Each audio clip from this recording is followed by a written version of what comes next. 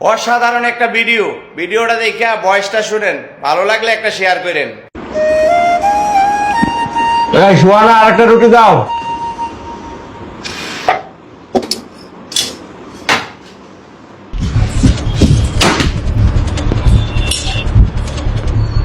আর হ্যাঁ, আমি আর একটা রুটিও বানাতে পারবো না। যদি খেতে মন চায় ভাত খাবা। আরে ভাত খাবো মানে? তুমি জানো না রাতে আমি রুটি আর সবজি খাই? আমি রাতে রুটি খাবো, আর রুটি নিয়ে আসো যাও। আর কত রুটি খাবা তুমি? কত রুটি খাবো মানে কি? মাত্র 2টা রুটি খেলাম, আর হয়তো 2টা রুটি আমি খাবো। এই রাতের বেলা কি আমি 50টা রুটি খাবো? 50টা রুটি খাইলেই কি আমি 50টা রুটি বানাই দিব? ভাত খায় না, আমি আর একটা রুটিও বানাতে পারবো না। আমি অনেক ক্লান্ত হয়ে গেছি। ক্লান্ত হয়ে গেছো মানে? কি করে ক্লান্ত হয়ে গেছো? এই 2টা রুম ঝাড়ু দিয়ে ক্লান্ত হয়ে গেছো? ওয়াশিং মেশিনে কাপড় ধুয়ে ক্লান্ত হয়ে গেছো? সারাদিন মোবাইলে রিলস দেখতে দেখতে ক্লান্ত হয়ে গেছো? সারাদিন টিভিতে সিরিয়াল দেখতে দেখতে ক্লান্ত হয়ে গেছো? আমাকে দেখো, আমাকে সারাদিন পায়ে হেঁটে মার্কেটিং এ জব করি, রাস্তায় রাস্তায় ঘুরে বেড়াই, সারাদিন মানুষের ঝাড়ি খেয়ে খেয়ে রাস্তায় রাস্তায় আমার অর্ডার কাটতে হয় পায়ে হেঁটে হেঁটে। দাঁড়াও এখানে 5 সেকেন্ড, আমি আসতেছি।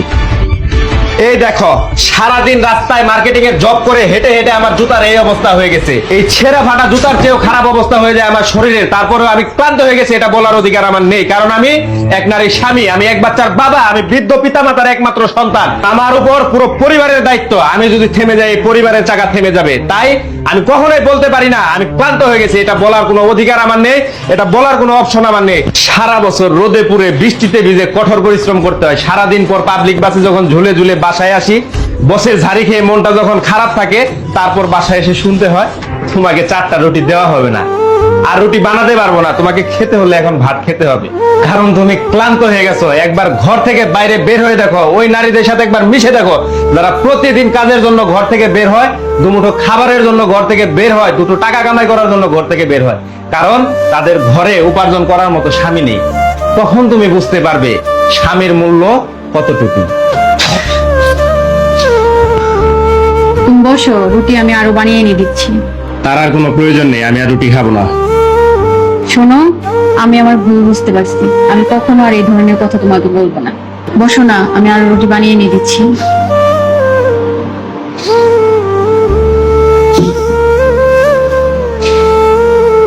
হ্যাঁ, এটা সত্য, ঘর সামলানো, ঘর চালানো এত সহজ বিষয় নয়। তবে আপনার ঘর তখনই চলে যখন আপনার ছেলে, আপনার স্বামী, আপনার ভাই ঘর থেকে বের হয়ে কঠোর পরিশ্রম করে শরীরের রক্ত পানি করে ঘাম ঝরিয়ে উপার্জন করে। আবহাওয়া যেমনই হোক, ঝড় বৃষ্টি, চামড়া ঝলসে দেওয়ার মতো প্রখর রোদ যেমনই হোক না কেন, তাকে ঘর থেকে বের হতেই হবে, তাকে পরিশ্রম করতে হবে, তাকে অফিসে যেতেই হবে, তাকে মার্কেটে যেতে হবে, তার কোম্পানির প্রোডাক্ট তাকে বিক্রি করতেই হবে। কারণ সে পরিশ্রম করলে তার পরিবারের মানুষগুলো ভালো থাকবে, তার পরিবারের মানুষগুলো শান্তিতে দুবেলা দুমুঠো খেতে পারবে। আর সেই মানুষটা যখন সারাদিন পরিশ্রম করে ক্লান্ত হয়ে ঘরে ফিরে, আর তখন যদি সে একটু সহানুভূতি না পায়, একবেলা খাবার শান্তিতে খেতে না পারে, তখন তার সত্যি মনে হয় সে অনেক অসহায়। সে ভেতর থেকে ভেঙে পড়ে, সে সত্যি তখন ক্লান্ত হয়ে যায়। তখন তার কাছে মনে হয় সে কোনো আপন জনের জন্য পরিশ্রম করতেছে না, সে কোনো অজানা অচেনা পর মানুষের জন্য গোলামি করতেছে। তাই আপনাদেরকে হাত জোর করে একটা অনুরোধ করতে চাই, আপনার বাবা, আপনার স্বামী, আপনার ছেলে এবং আপনার ভাইয়ের পরিশ্রমকে কখনো খাটো করে দেখবেন না, তাদের উপার্জনকে কখনো অসম্মান করবেন না। তাদের প্রতি শ্রদ্ধাশীল হন, তাদের যত্ন নিন। ধন্যবাদ।